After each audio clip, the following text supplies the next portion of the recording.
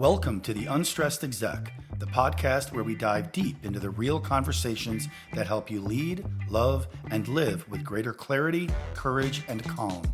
I'm your host, Dr. George Vergolias, executive coach and clinical forensic psychologist, and I help high-achieving professionals navigate life transitions, resolve conflict with confidence, and build unshakable psychological resilience.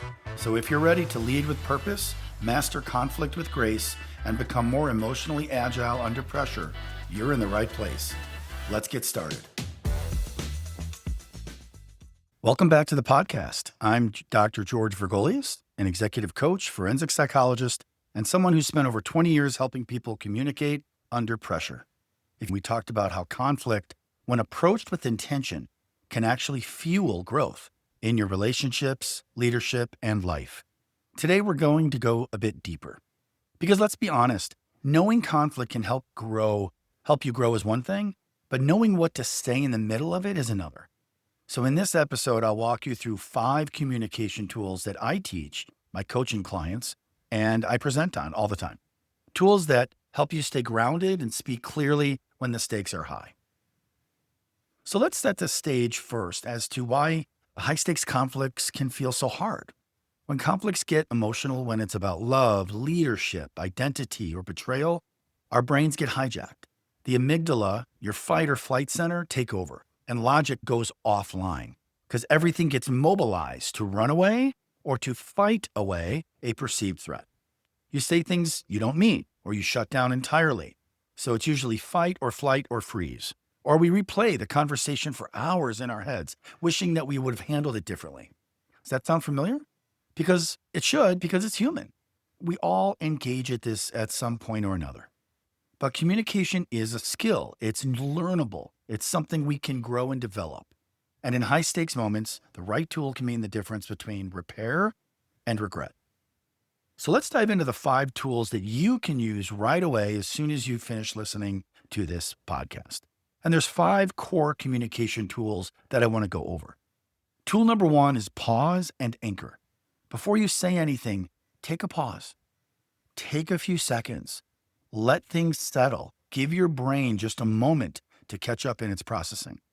Take one breath, feel your feet, name your intention internally of what you want to arise or come out of this interaction.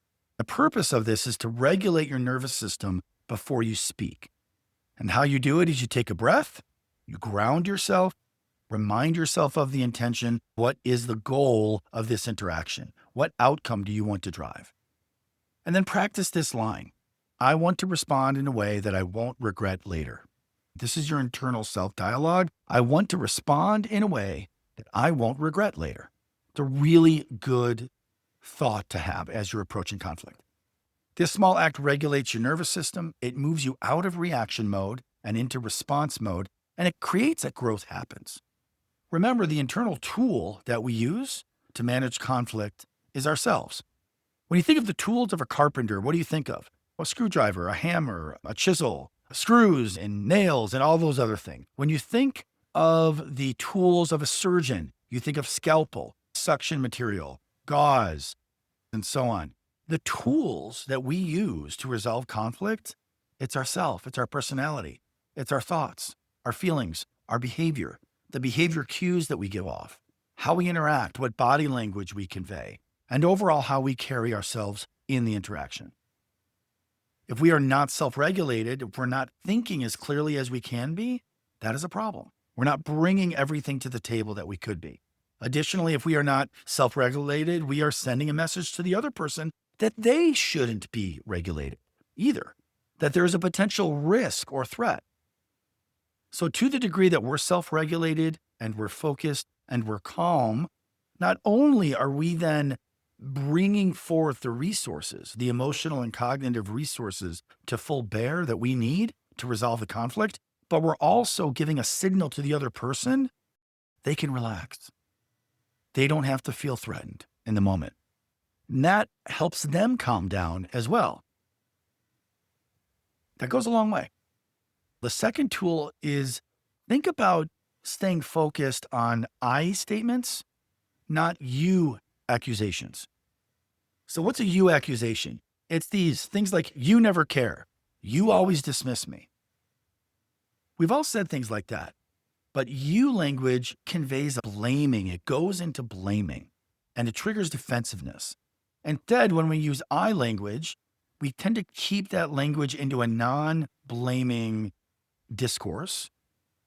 So an example might be, I felt unheard in the meeting versus you never listen, or you need to calm down right now. Think of how many times we've had arguments with loved ones and we have said to the other person, you need to calm down right now, while pointing the finger at them. How well has that worked for you? Probably not very well, has it? And what's funny is it's really good advice. If you're really upset in the middle of an argument and you're not regulating and you're hyper aroused, calming down is a really good suggestion. It allows blood to flow to your frontal lobes. It reduces the emotional reactivity. You're allowed to think clearly. You're allowed to make decisions better. Calming down is a great suggestion. The problem is when you point at someone and say, you need to calm down right now, rarely does that calm them down. It usually excites them. It agitates them. So instead of that, try this. I felt dismissed in that conversation and I want to understand what happened there. That creates vulnerability, but it also keeps the door open. Basically, it signals that I want connection, not combat. Even if we disagree on key things in the conversation, I still want to engage with you. I don't want to fight with you. And why does it work? It works because it reduces defensiveness. It removes the ego from the situation. You're no longer attacking me, so I don't feel I need to attack back, and it keeps the conversation open. Seek understanding before judgment. When you feel the urge to prove something, try to focus on understanding first. Rather than rushing into judgment or trying to prove your point, first approach it with curiosity to understand the perspective of the other person. Shift from certainty to curiosity. What you might ask in a moment like that is, help me understand what you were hoping for in that moment, or what feels most important to you right now. So you're asking the person their perspective. And one of the benefits of this is it uncovers deeper issues in the dialogue or in the argument, but it also helps to reduce interpretation. A lot of times I've talked about the 3 technique. The first question is, can you teach me your perspective? You're asking out of curiosity to hear someone else's perspective first.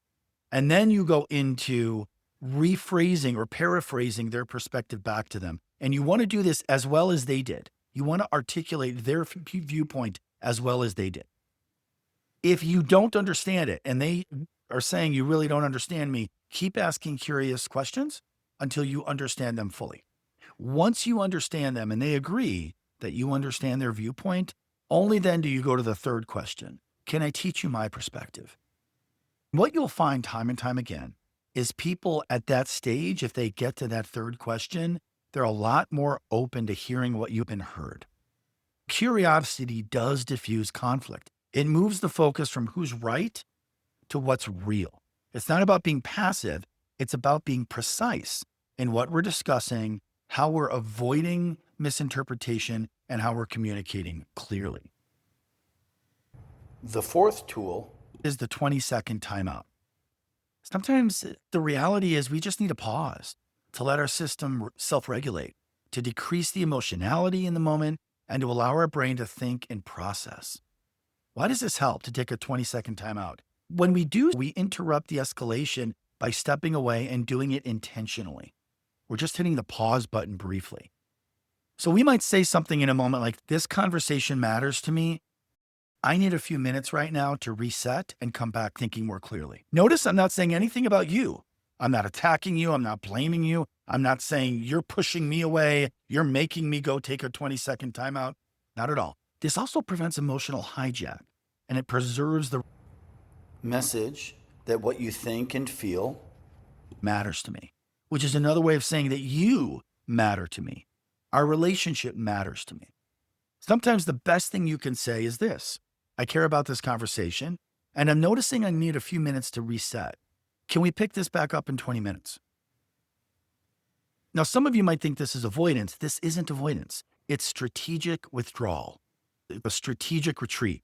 but only to come back stronger, not to win the conversation, but more equipped to have a fruitful, beneficial conversation. Timeouts protect the relationship. They give your brain and body a chance to calm, reflect, and come back stronger. The fifth tool is validate before you argue. If you want to lower someone's defenses, validate their feelings first. Why does this work? It acknowledges the other person's feeling before sharing your perspective.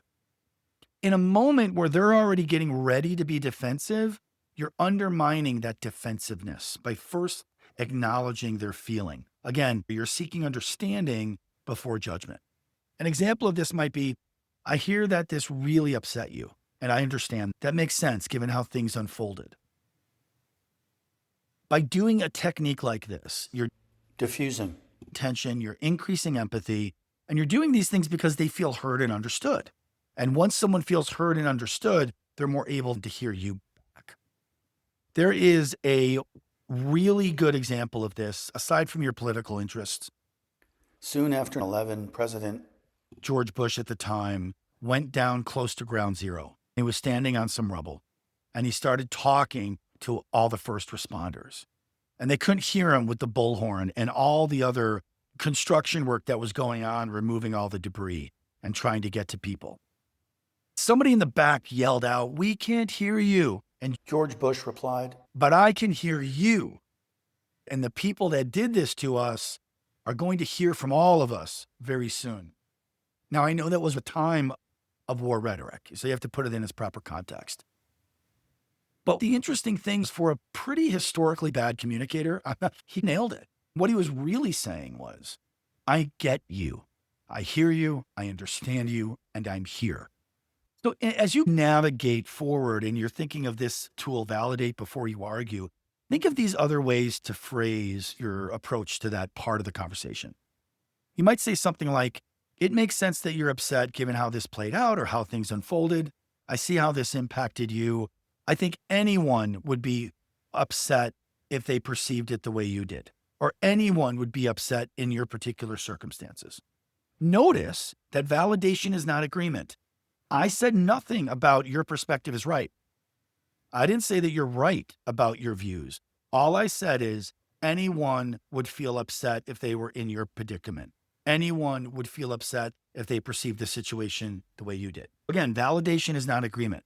It simply says, I see your emotional experience is real. I hear you, and I'm trying to understand your experience. Once someone feels seen, heard, and understood, they're more open to hearing you back. How do we put this all together? The best way is let's put it into practice and then let it coalesce. Imagine a colleague cuts you off in a meeting. You feel frustrated, you feel angry, maybe you're embarrassed. Instead of lashing out, think of the 5 tools we just walked through. And I'm going to give you some statements you might want to think. As you adapt these into your life, put your own spin on them so you can really own them and you can own your tone saying these. But these are just some guidance examples for you. First, take a breath and remind yourself internally, I want to be direct, not destructive. And what outcome do I want out of this interaction? And what's the best way to get it? Remind yourself of that internally. Second, use language. I felt dismissed when I was interrupted earlier. Third, seek understanding before judgment. So you might say something like, is there something urgent you wanted to add? Again, remember this person kept cutting you off? You must really feel like you get your perspective in. Let's hear more about that. Or, I'd love to hear more about that. Can you just wait a few more minutes and then I'll give you the floor to speak. You're validating them, you're acknowledging them. Fourth, take a timeout if needed. You might say something like, can we revisit this after lunch? I want to be thoughtful here. Or I need a moment just to gather my thoughts and kind of process the best way forward in this discussion. 5, validate. I get that tensions are high right now in this meeting. We're all stretched right now. I understand we all have a point of frustration, but let's try to work through this as productively as possible. When you do these 5 steps or use these 5 tools, none of that is weakness. That's leadership. That's showing strength And it's also showing an ability to shape a conversation without exerting a lot of control. Put that to the test. You'll find it's quite amazing. And it works in all aspects of life. It certainly works in the workplace. It works at home. It works with partners and spouses. It works with neighbors. It works at conflicts at the grocery store, wherever you may be. The one area sometimes this does not work is with teenagers, because science has not found anything that really works with teenagers. So we just got to weather that through. Some final thoughts for you. Here's the real truth. High stakes conflict reveals who we are under pressure. These are the moments where trust is built or broken in our relationships. What I want you to do this week is try just one of these tools. It doesn't really matter. Try one of those. And you don't have to master them all immediately. These things take practice. And if you're going to use them automatically, they take quite a bit of practice. That's how growth happens. It takes time. So go ahead and try one of these and drop a comment. I'm curious to hear how these go for you.